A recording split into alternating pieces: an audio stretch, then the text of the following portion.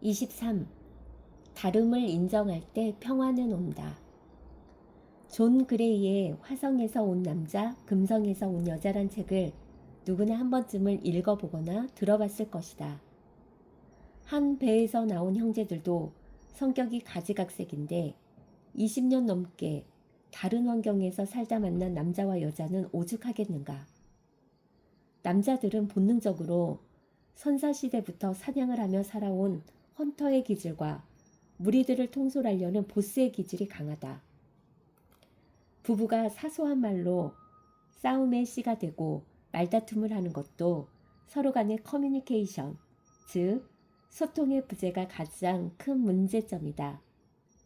먼 옛날 인류의 조상은 차나 집이 없어도 전혀 불편한 것 없이 얼마나 행복했는가. 아침이면 사냥하고 음식을 가족과 함께 나눠 먹고 전혀 욕심 없이 행복하게 잘 살아갔다.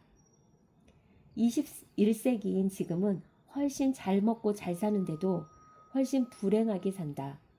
왜 그럴까요? 상대보다 좋은 집, 좋은 차를 타야 만족하고 어느 순간 그것이 우리도 모르게 행복의 기준이 되어버렸다.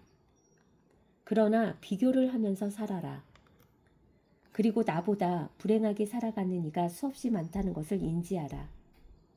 팔다리 장애가 있는 사람, 앞을 못 보는 사람, 몸 하나 건강한 것도 얼마나 행복하고 큰 축복인가.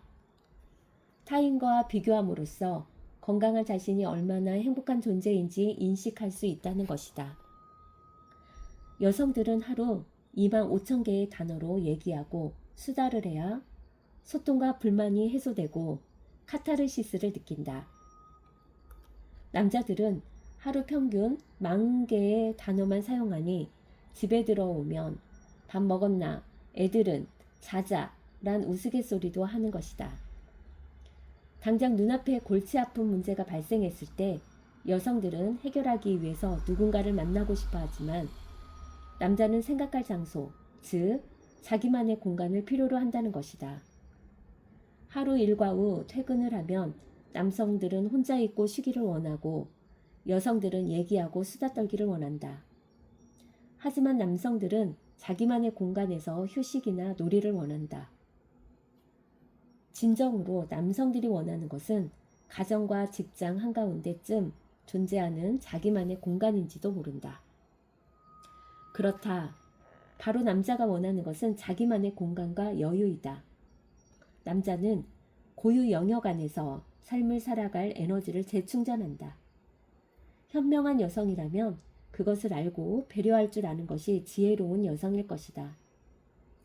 현실은 아파트 구조상 자신만의 공간은 거의 불가능하지만 그 공간을 가진 사람과 없는 사람의 차이는 현저하게 다르다는 것이다.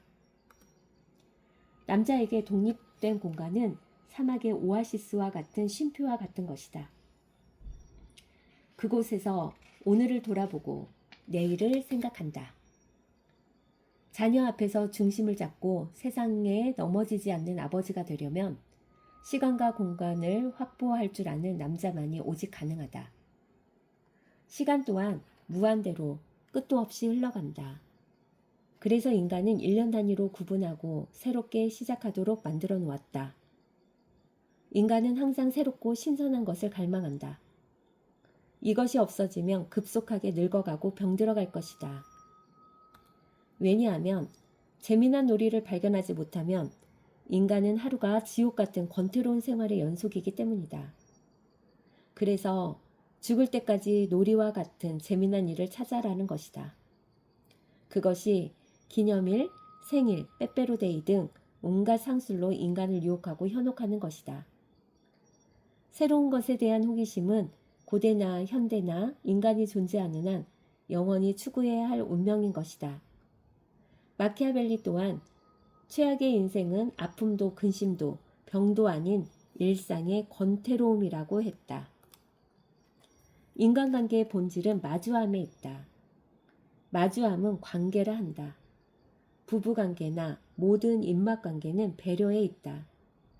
배려는 서로를 위해 마음을 쓰는 것, 즉 제멋대로 하지 않음을 뜻한다. 배려의 마음이 많은 이는 언제나 평화롭다.